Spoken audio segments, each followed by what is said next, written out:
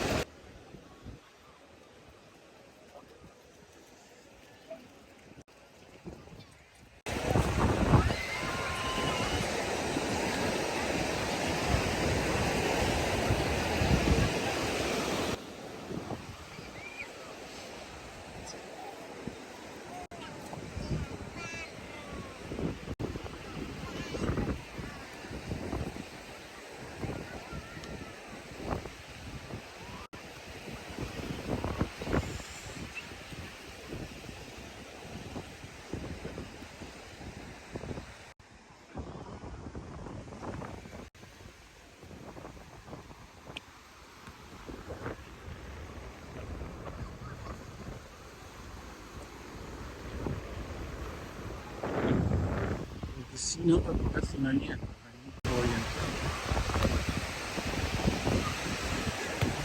Somos el show de la playa.